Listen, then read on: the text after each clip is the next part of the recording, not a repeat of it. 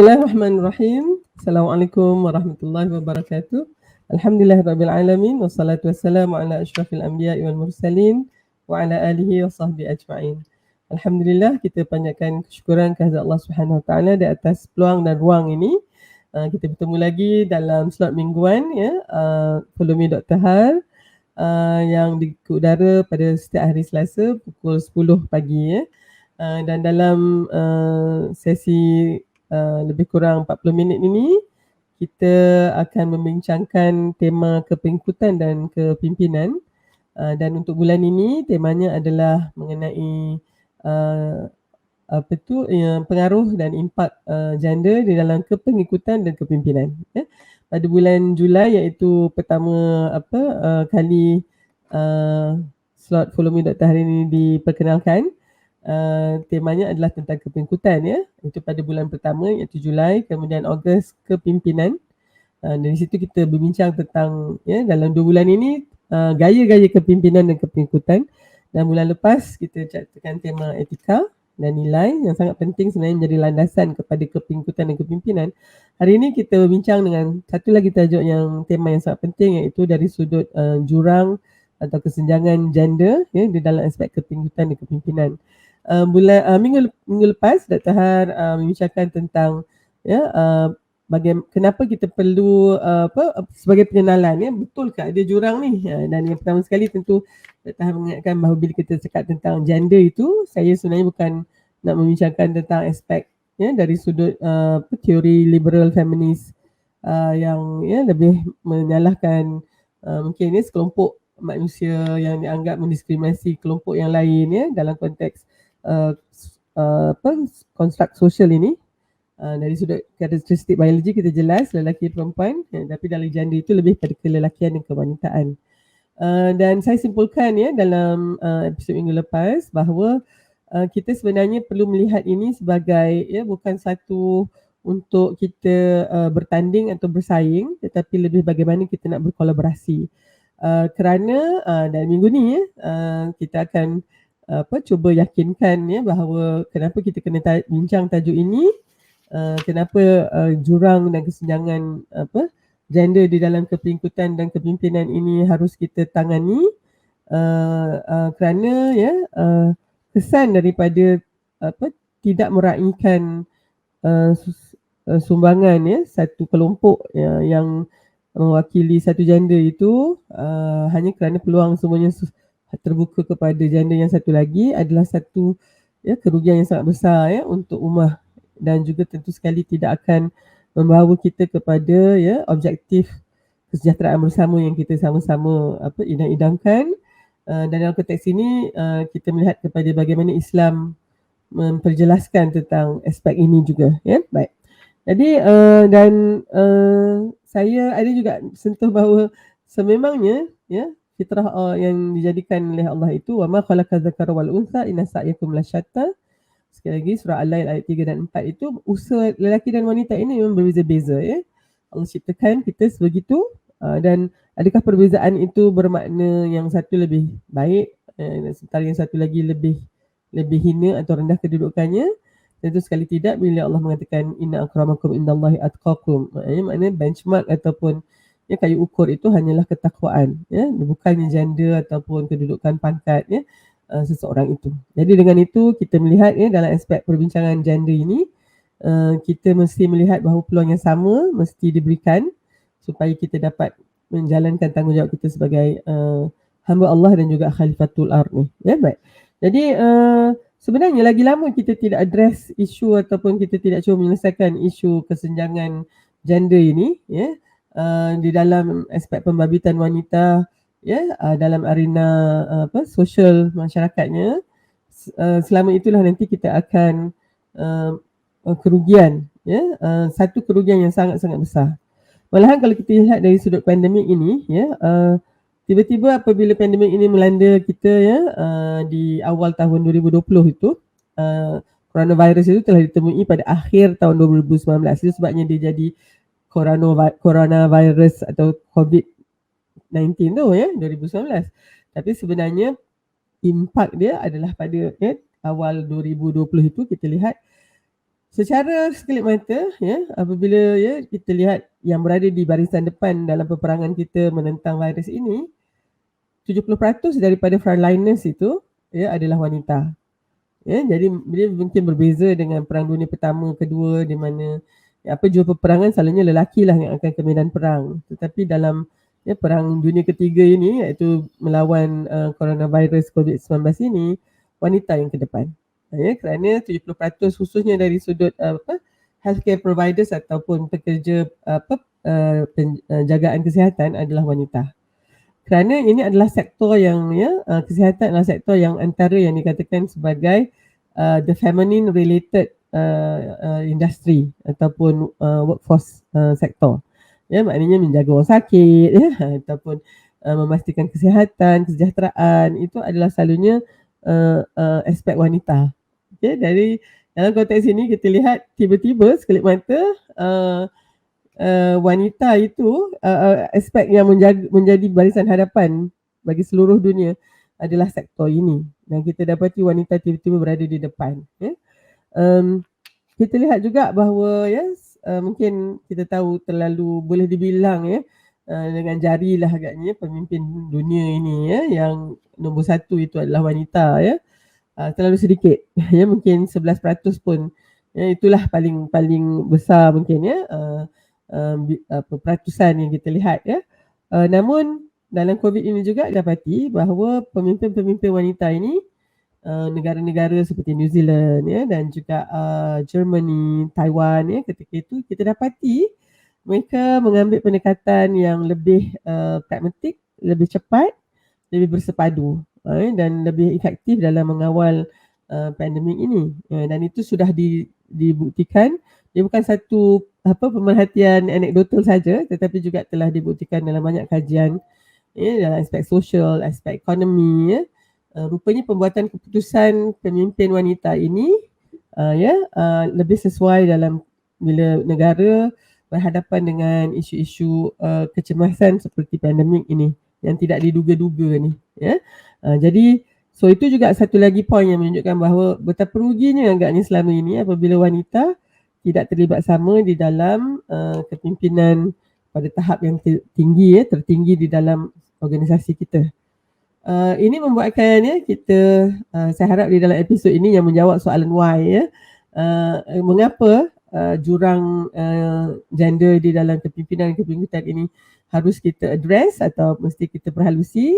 Sebenarnya terjawab dengan itulah maknanya adakah selama ini apabila wanita itu tidak terjun di dalam arena pembuatan keputusan untuk kebaikan, untuk mengemudi negaranya, organisasinya itu, maka sebenarnya kita telah banyak kehilangan peluang-peluang membuat keputusan yang terbaik untuk semua. Saya sama sekali tidak menafikan betapa besarnya jasa dan sumbangan pemimpin-pemimpin terdahulu yang mungkin kebanyakannya adalah lelaki-lelaki hebat ini namun kita juga tak boleh nafikan bahawa bila kita lihat dari sudut sejarah hidupnya, dari sudut hidup berkeluarganya, mereka sentiasa diiringi dengan figura ataupun individu-individu wanita di dalam kehidupan mereka yang sangat mempunyai kesan yang impak yang sangat mendalam.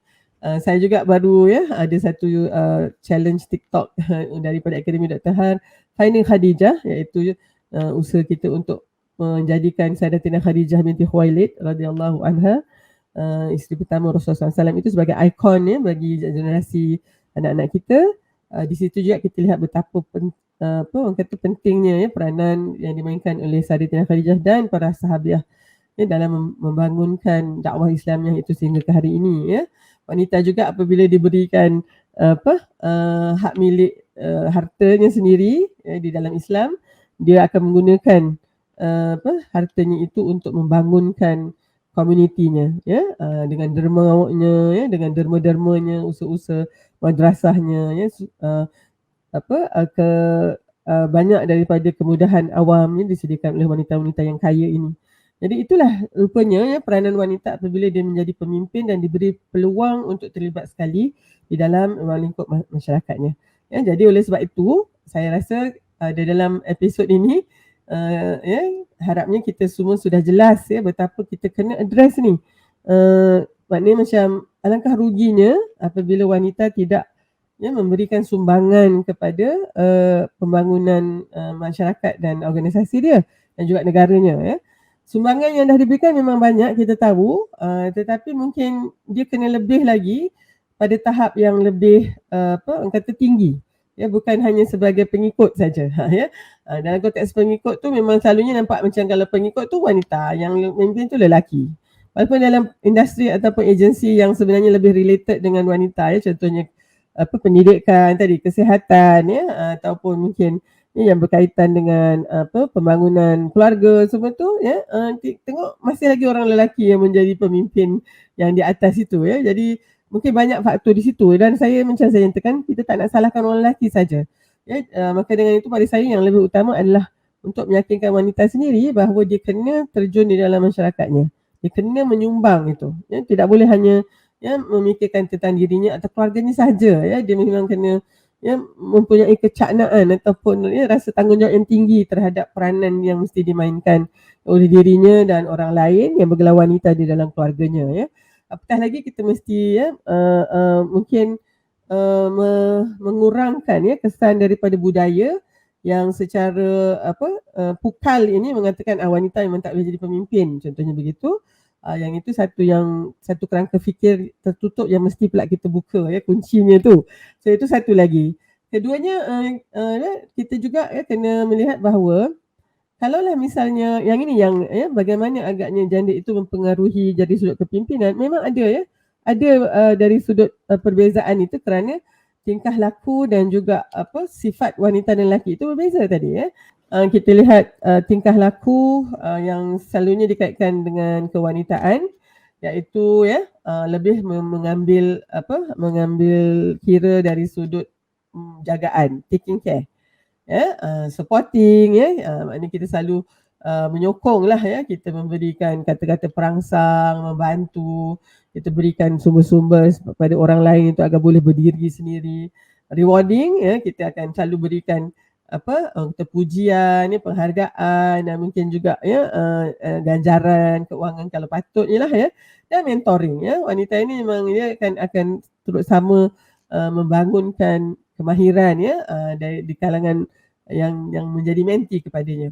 Dari sudut masculine behavior pula, ini belum tengok lelaki perempuan gitulah. Ini dari sudut tingkah laku yang lebih berciri kelelakian dia lebih taking charge. Yang kali tadi yang feminine tu adalah sikap yang taking care, mengambil menjaga, tapi yang lelaki lebih mengawal gitu ya.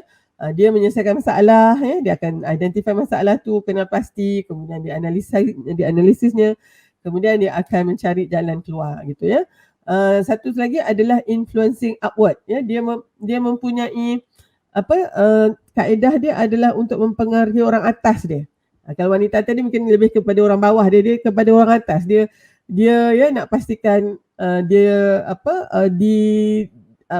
dilihat oleh orang atas ni tu. Bagaimana dia akan memberikan pengaruh dia kepada orang atas, tunjukkan pada bos-bos dia bagaimana dia sepatutnya dipertimbangkan untuk menjadi jawatan yang lebih tinggi contohnya dan satu lagi ciri yang dikatakan sebagai ciri kelelakian itu, dia akan delegate, dia tak buat kerja tu, dia akan authorize orang lain buat yang supaya orang lain akan buatkan kerja-kerja itu jadi ini antaranya. Jadi kalaulah kata ciri-ciri ni boleh ada ke di dalam lelaki dan wanita? Boleh. Maknanya mungkin ada wanita yang namanya wanita tapi mempunyai ciri-ciri yang ini, maka kita akan lihat dia lebih menjadi pemimpin lah sebab dan wanita, lelaki pula mungkin ada lelaki yang punya ciri-ciri lebih seperti kewanitaan ini, maka kita lihat dia juga di dalam fabric sosial ini dia akan berada juga di tempat-tempat yang mungkin lebih ramai yang wanita yang menjadi mendominasi di situ contohnya Jadi ini sebenarnya kalau kita lihat dalam konteks tingkah laku yang berciri-cirikan kelelakian atau kewanitaan. Jadi ada satu buku yang saya nak sarankan walaupun buku ni pada saya satu bacaan yang agak membuka mata kerana dia adalah satu kajian yang melibatkan saya rasa 65,000 responden daripada semua negara-negara di bumi ini, di atas muka bumi ini di dunia. Dan akhirnya penyelidik inilah John Gezema dan juga Michael D'Antonio, dia bertanya kepada responden ini tentang ciri-ciri kepimpinan yang boleh dinamakan sebagai kewanitaan ataupun kelelakian begitu dan dalam saya tak bentangkan semua dalam kajian ini, tetapi cukup untuk melihat bahawa apabila dilihat daripada 10 kemahiran kompetensi yang diperlukan oleh orang ramai, apa yang mereka nak lihat di dalam pemimpin mereka di zaman moden ini, itu 64,000 responden seluruh dunia itu kan, dia ada 10. 1 ekspresif, 2 plan for future, 3 decisive buat keputusan reasonable, 5 tu loyal, 6 tu flexible, 7 tu sabar orangnya 8 itu resilient, mempunyai daya untuk melantun kembali itu keliutan dia ada daya tahan yang tinggi, intuitif, dia ada orang kata kalau dari sudut firasat dia tu dan yang ke-10 itu collaborative dan daripada 10 sifat-sifat yang disinarakan sebagai 10 trait atau attributes yang nak dilihat dalam pemimpin moden, 8 daripada itu adalah apa yang dianggap sebagai ciri kepimpinan keibuan ataupun kewanitaan. Jadi kalau nak sebut macam ibu lah 8 tu adalah dalam ini, dah hanya 2 saja yang dianggap sebagai sifat kelelakian. Siapa yang menentukan lelaki atau perempuan ni? 64,000 orang yang sama juga. Maksudnya dia akan diberikannya beberapa sifat-sifat begitu dalam bahasa-bahasa masing-masing, dan mereka sendiri yang akan katakan ini lebih macam pemimpin wanita punya, ini lebih macam pemimpin lelaki semua. Itu yang pertama Jadi mereka ada list kepimpinan yang dianggap wanita kewanitaan, ada list pula yang dianggap kelelakian. Kemudian mereka ditanya lagi, pilih 10 kemahiran, keupayaan yang patut ada, kompetensi yang patut ada dalam pemimpin mereka. Maka mereka memilih lagi 10 itu, dan daripada 10 itu dilihat bila dipetakan kepada dapatan daripada kelompok yang sama ini, nyatalah bahawa 8 daripada 10 itu adalah dalam konteks sifat kewanitaan. Okey, apa maksudnya ni? Itu sebabnya buku ini ditulis dengan tajuk itu Athena itu adalah dewa Athena kan yang menjaga Athens. Dia juga dikaitkan dengan satu usaha kepimpinan yang keibuan ini jadi itu sebabnya Gezema dengan D'Antonio dia katakan how women, bagaimana wanita dan lelaki yang berfikir seperti wanita akan akhirnya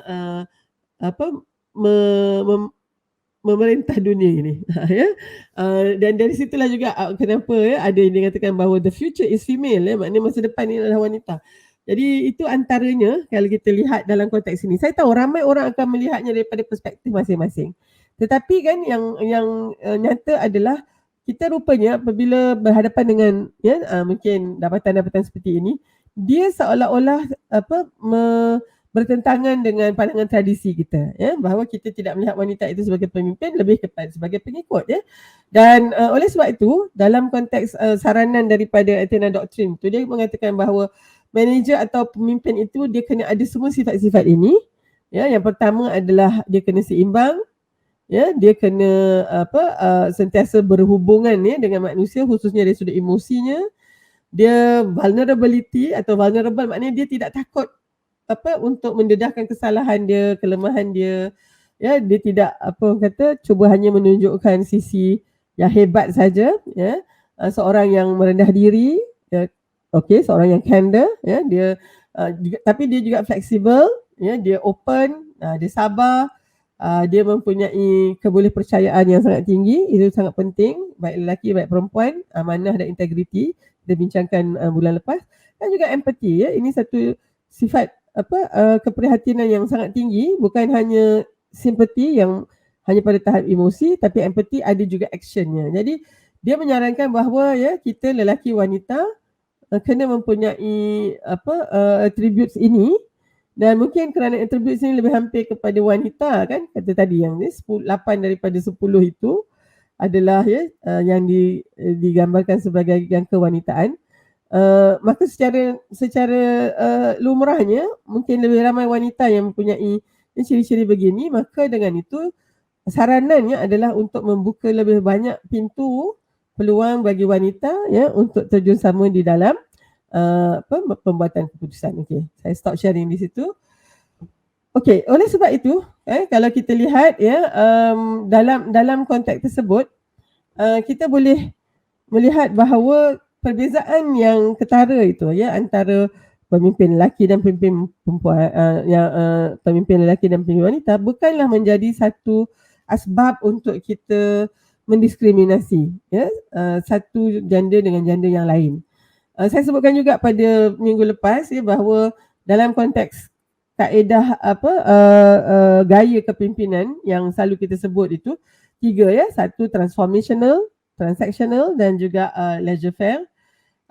Transformational ini yang lebih macam engaging ataupun melibatkan pengikut banyak di situ dia membangunkan pengikut supaya dia tahu pengikut itulah yang akan menjadi pemimpin masa akan datang. Banyak interaksi antara pengikut dan juga pemimpin, oleh sebab syura itu menjadi satu amalan yang meluas dan yang menarik itu kalau kita lihat juga di dalam surah An-Naml apabila dalam Al-Quran menceritakan tentang adanya seorang pemimpin raja perempuan di negara Sabak itu yang secara masyhurnya dipanggil Puteri Balqis itu. Cara kepimpinan dia sangat jelas bahawa dia memanggil pembesar-pembesarnya atau cendekiawannya untuk membuat keputusan apa nak buat dengan surat yang ditulis kepadanya oleh Nabi Sulaiman alaihissalam tersebut jadi dan dia mengatakan dia tidak membuat apa-apa keputusan melainkan sudah hadir di dalam di depannya kelompok yang boleh dibawa berbincang ini. So itu salah satu kalau kita lihat mungkin ciri kepimpinan wanita itu dia lebih banyak syura dan tujuannya adalah untuk transform satu entiti organisasi daripada tahap kecekapan itu kepada satu lagi tahap kecekapan yang lebih tinggi, maka tentu hasilnya akan menambahkan nilai tambah kepada organisasi tersebut itu transformational dan didapati ciri-ciri ini lebih sesuai dengan ciri kewanitaan. Jadi maknanya kalau misalnya lelaki mempunyai ciri-ciri ini pun dia akan berjaya menjadi pemimpin yang transformational. Dia boleh transform dan transactional itu lebih kepada action oriented maknanya ini dia KPI yang mesti dicapai dan mesti semua capai, kalau tidak mungkin akan dibuang kerja ke contohnya dan diberikan ganjaran mengikut pencapaian kita itu So itu lebih transactional dan juga laissez-faire ini yang macam ikut dan sajalah tidak ada cita-cita, ikut sajalah dan lihat itu juga dua ciri tadi transactional dan juga yang laissez-faire itu lebih banyak mirip kepada secara globalnya kepimpinan lelaki.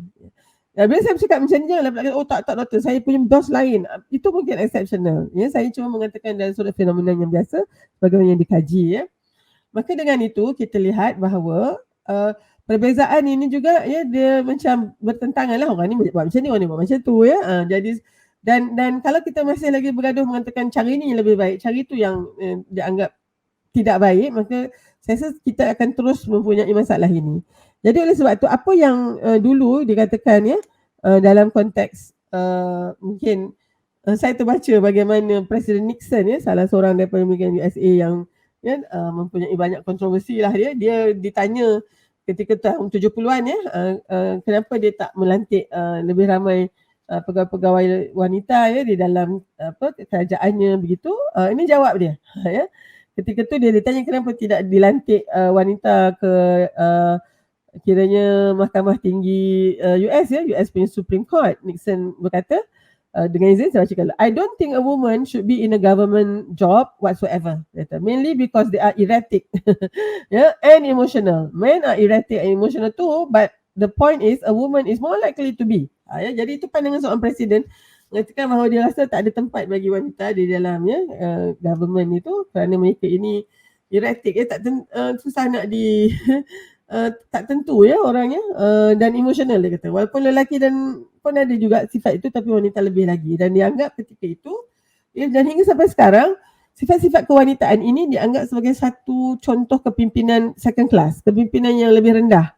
Oleh sebab itu kalau ada calon ya, kalau dilihat perempuan dengan secara automatik mereka ni takkan boleh perform begitu. So yang ini yang kena ditukar. Kita kena change the system, dan saya rasa itu memerlukan mungkin satu tugasan yang sangat besar.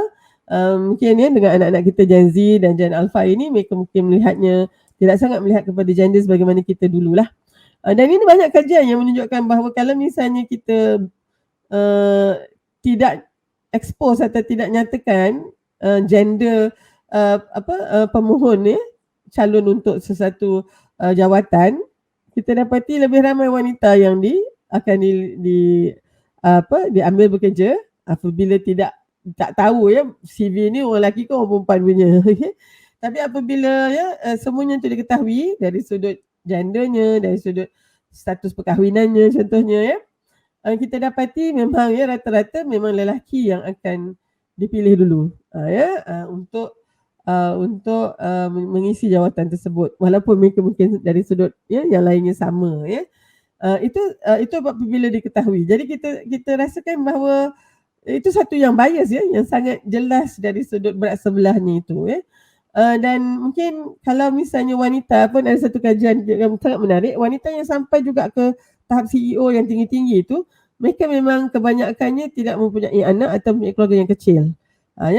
Dan kalau misalnya mereka ada anak seorang dua pun, kebanyakan anak itu dikandung dan diperolehi selepas dia dah sampai kepada tahap yang tertinggi itu juga. Jadi maknanya begitulah sekali kita mungkin ya, saya membawa pesanan bahawa kalau misalnya kita tidak manfaatkan ini, maka kita tidak dapat sebagaimana dalam Al-Quran ya, yang mana wanita dan lelaki itu ya, kita kena ta'awun ya, kena untuk perkara kebaikan, perkara takwa itu, tapi bukan untuk perkara kejahatan ya, dan yang dosa.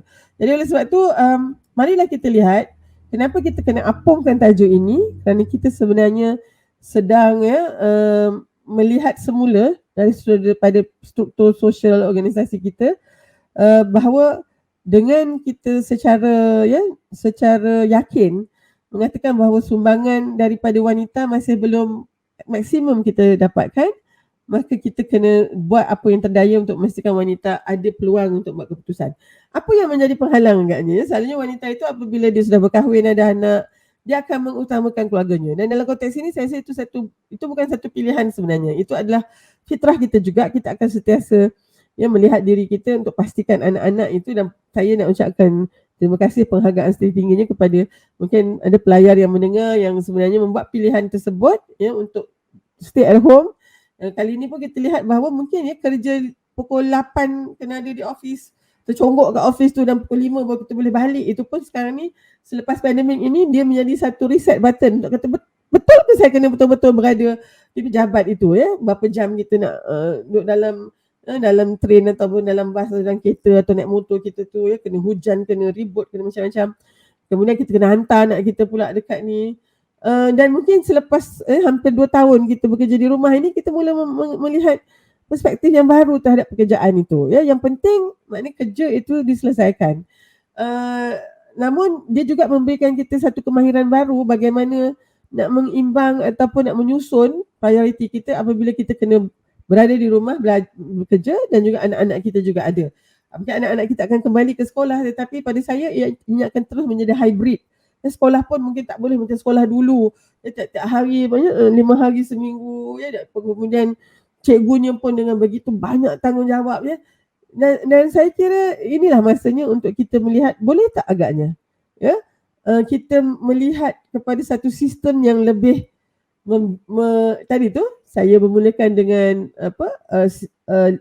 selok belok dan liku ya, yang perjalanan wanita ini mungkin banyak yang kita boleh buangkan ya, kata halangan-halangan di jalan itu, supaya wanita boleh ya mengambil tempatnya yang seharusnya di dalam masyarakatnya.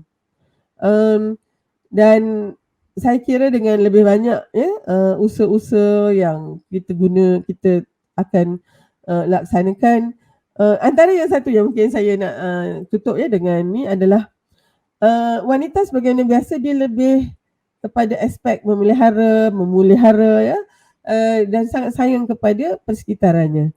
Kalau kita lihat dari sudut zaman yang dulu-dulu sebelum adanya teknologi yang begini canggih, wanita lah yang memastikan keseimbangan dengan alam sekitarnya. Jadi oleh sebab itu mungkin wanita mesti kembali ya juga menjadi pemimpin ya yang terkehadapan untuk memastikan bahawa dunia ini juga ya terpelihara dari sudut aspek kesejahteraannya juga. Ya, bila kita kata well-being itu bukan hanya manusia saja.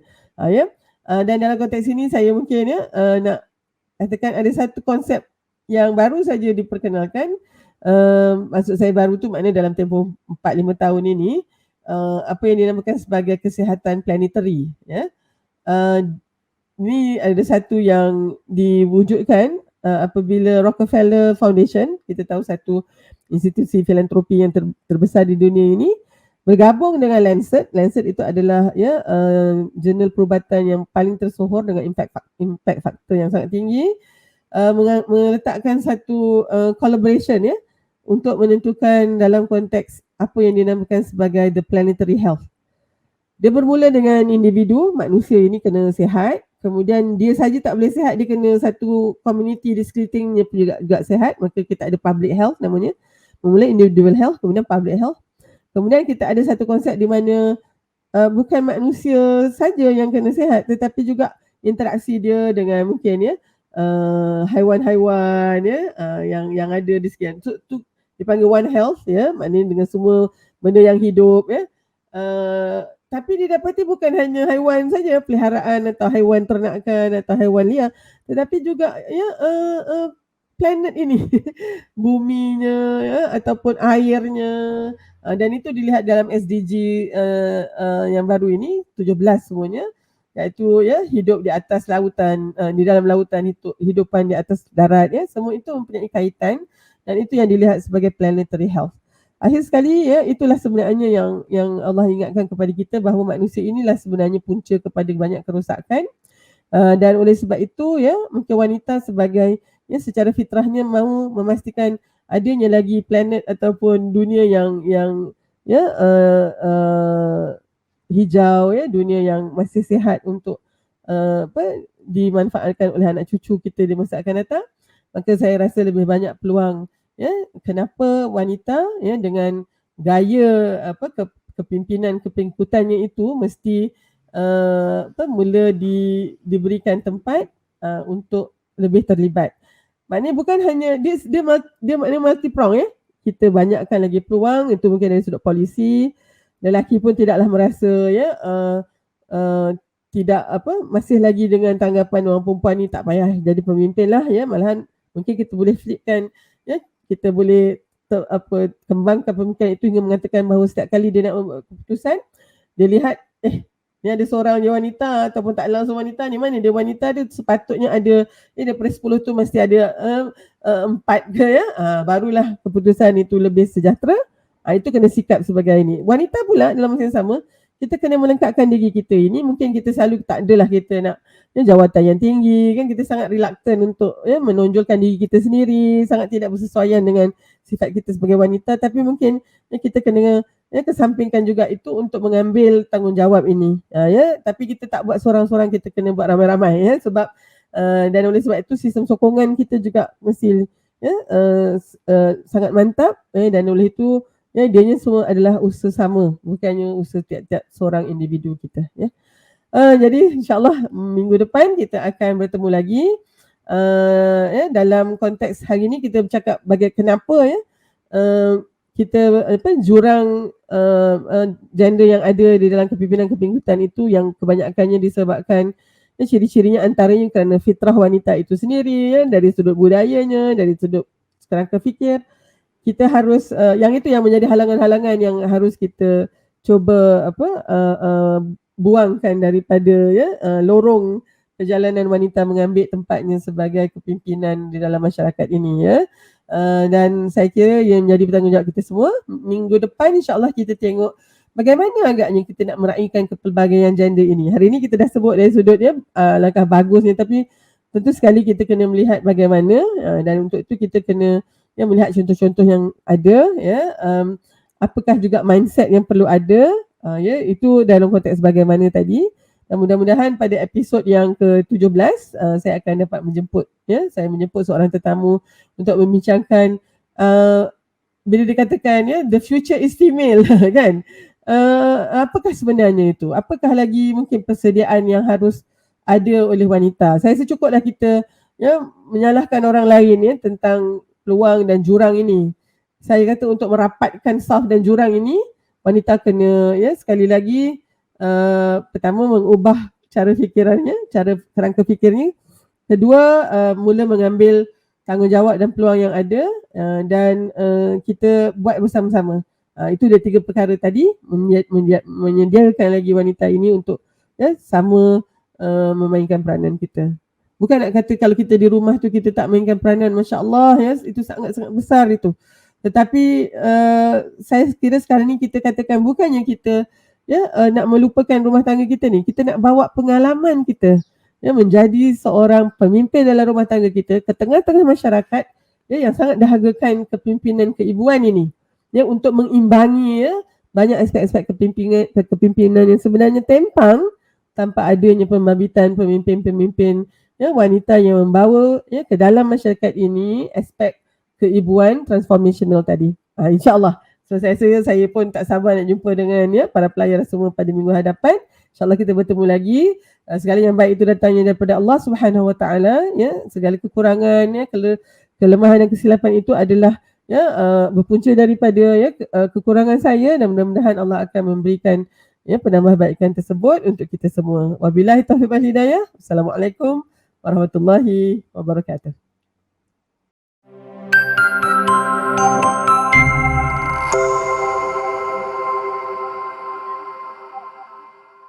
Bersama membina masyarakat.